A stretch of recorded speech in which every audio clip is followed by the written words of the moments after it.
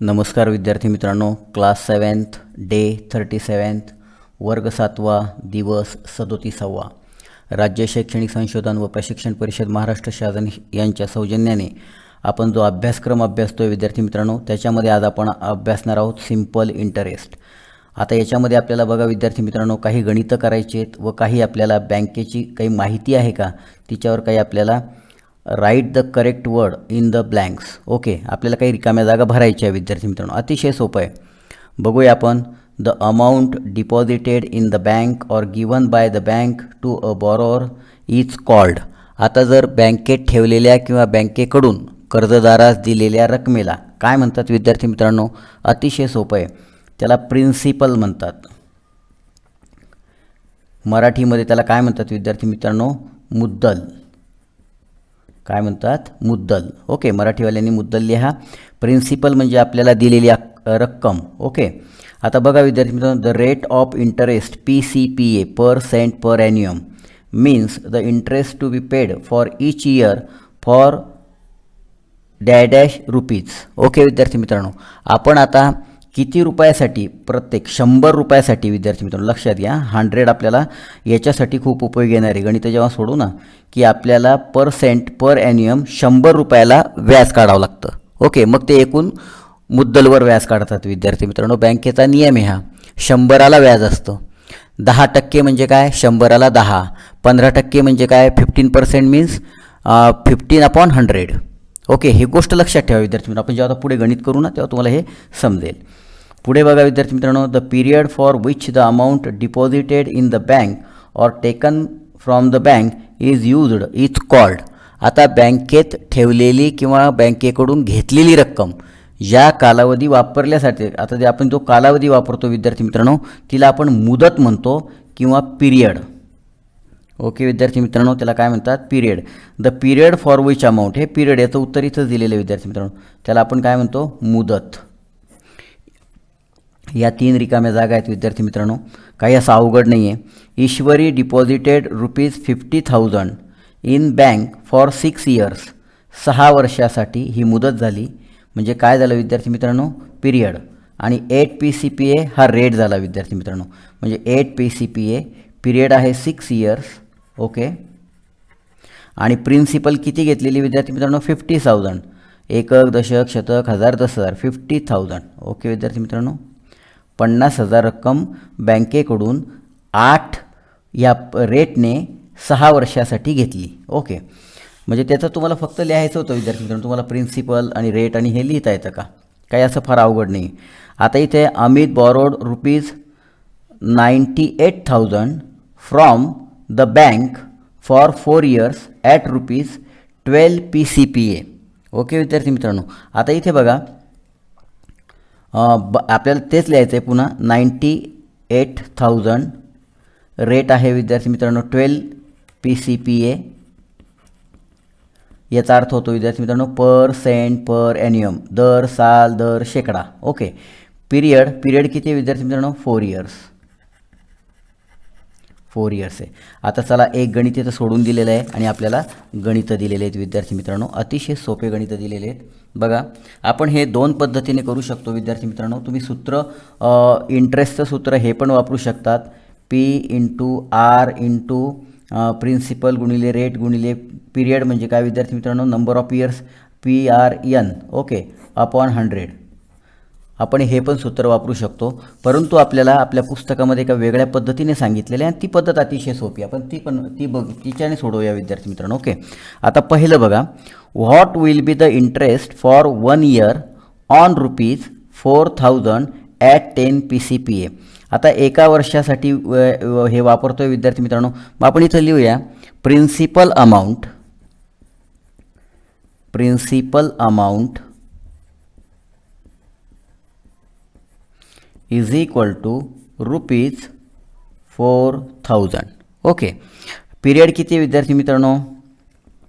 Period आहे 1 year. Okay, त्यानंतर अजून काय दिलेलं आहे विद्यार्थी मित्रांनो? 10 PCPA म्हणजे रेट दिलेला आहे. Rate of interest INTEREST is equal to 10 PCPA. Okay.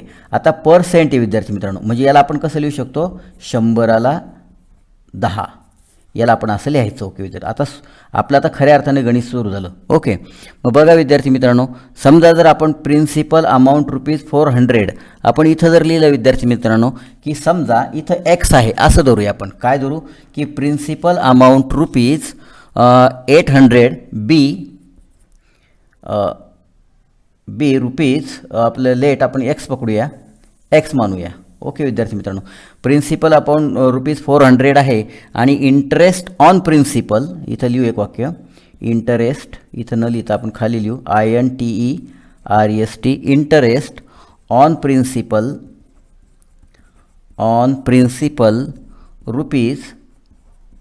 ₹4000 be rupees x. Okay, आता हे आपण आधी ॲक्च्युली इथं वर लिहायला पाहिजे होतं. ठीक आहे, काही हरकत नाही, आपण दुसऱ्या प्रॉब्लेममध्ये दुरुस्त करून घेऊ. बघा विद्यार्थी मित्रांनो, 4000ला किती आहे, एक्स आहे आणि 100ला किती, 10 आहे. मग किती सोपं समीकरण होतं बघा. 4000ला x,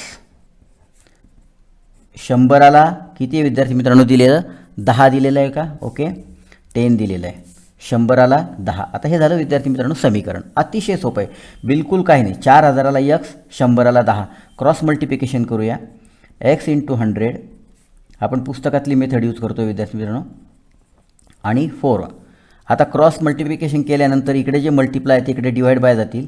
x is equal to 10 into 400 upon 100. Okay, हे शून्य, हे शून्य, हे शून्य, हे शून्य कटलं विद्यार्थी मित्रांनो. 10 मल्टिप्लाय बाय 40 म्हणजेच 10 शून्य शून्य आणि 10 चौक 40. किती आलं विद्यार्थी मित्रांनो, the interest of 1 year, the interest INTEREST, the interest of 1 year be rupees 400. Okay विद्यार्थी मित्रांनो, अतिशय सोपं गणित आहे, काहीसं फार अवघड नाही. आता दुसऱ्या गणितात बघा विद्यार्थी मित्रांनो, आपल्याला लगेच कळेल. बघूया आपण दुसरं गणित घेऊया विद्यार्थी मित्रांनो. 2 नंबरचं गणित आहे.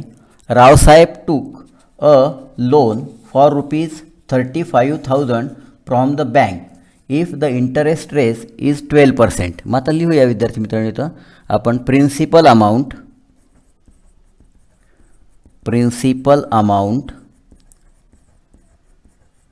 किती आहे विद्यार्थी मित्रांनो, ₹35,000. ओके, त्यानंतर रेट किती आहे विद्यार्थी मित्रांनो, रेट आहे 12%, म्हणजे काय विद्यार्थी मित्रांनो, 12/100. ओके, आता आपल्याला लिहूया इथं let the interest INTEREST, the interest on principal ₹35,000 be rupees x.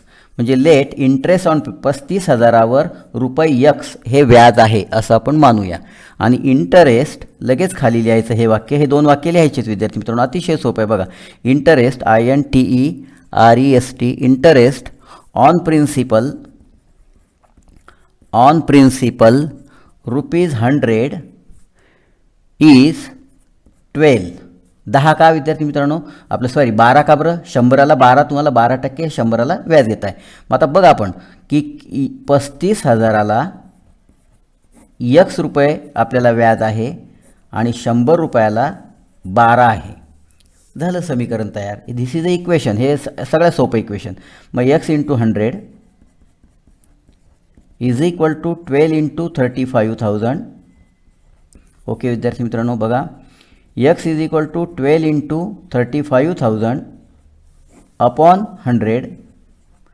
0 0 0 0 cancel झालं विद्यार्थी मित्रांनो. x is equal to 12 into 350. Okay, मग आता 350 इंटू 12, आता इथं आपण गुणाकार करूया विद्यार्थी मित्रांनो. 12 0 0, 12 पंचे 60, 0 40 6, 12 1 12, 12 2 24, 12 3 36, सांगितलं 42. Okay, 4200. x is equal to 4200. हे काय आलं, व्याज आलं विद्यार्थी मित्रांनो. मग अमाऊंट टू बी रिटर्न, हे इंटरेस्ट आलं. Amount to be return RETURNED returned to the bank principal plus interest IN याला I okay I is equal to 4200 interest INTEREST okay. मग प्रिन्सिपल किती आहे विद्यार्थी मित्रांनो 35,000 प्लस इंटरेस्ट किती आहे 4200. मग किती झाले विद्यार्थी मित्रांनो हे झाले 0 हे झाले 0 हे झाले 2 हे झाले 5 आणि 4 विद्यार्थी मित्रांनो 9 आणि हे 3 तसेच म्हणजे 39,200 एवढे बँकेला रिटर्न करायचे आहेत. ओके विद्यार्थी मित्रांनो बघा खूप सोपे गणित आहेत.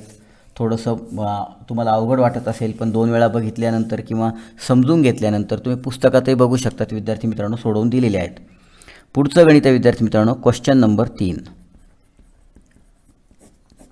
त्याच्यामध्ये अ लोन इंटरेस्ट ऑन आपण आता लिहूया प्रिन्सिपल आहे मग प्रिन्सिपल लिहू आधी principal is equal to rupees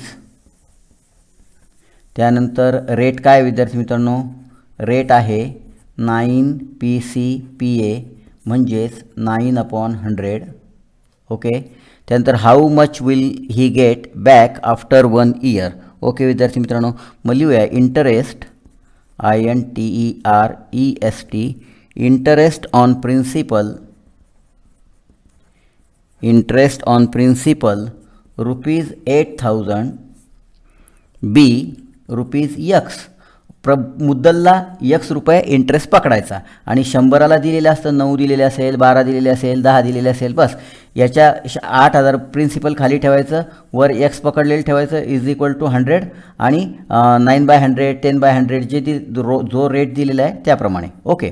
मग लिहूया विद्यार्थी मित्रांनो आपण पुढे interest on INTEREST interest on principal rupees 100 B rupees 9 okay. आता 9 रुपये मग आता लिहूया विद्यार्थी मित्रांनो इथं की 8,000ला X आहे आणि 100ला दिलेलं आहे विद्यार्थी मित्रांनो किती दिलेलं आहे 9. मग क्रॉस मल्टिप्लिकेशन करूया X into 100 is equal to 9 into मग X is equal to 9 into upon 100 0 0 0 0 cancel विद्यार्थी मित्रांनो X is equal to 900 9 72 okay विद्यार्थी मित्रांनो 720 रुपये आपल्याला किती 700 रुपये आपल्याला व्याज द्यावं लागणार आहे. मग आता total amount will get after 1 year amount will get after 1 year is equal to principal plus interest INTEREST okay. Principal किती विद्यार्थी मित्रांनो 8,000 आहे इंटरेस्ट किती आलं 720 आलं ओके. म्हणजे 8,720 रुपये एवढी अमाऊंट परत करावं लागेल. ओके विद्यार्थी मित्रांनो अतिशय सोपे गणित आहे आणि आपण कॅल्क्युलेशन करत असताना थोडीशी काळजी घ्या. गुणाकार भागाकार प्रत्यक्ष बाजूला रफ पेजेसवर करून पहा विद्यार्थी मित्रांनो जेणेकरून आपली प्रॅक्टिस भरपूर होईल. ओके विद्यार्थी मित्रांनो आपलं चॅनल जर आवडत असेल तर नक्की लाईक करा सबस्क्राईब करा विद्यार्थी मित्रांनो. बाय.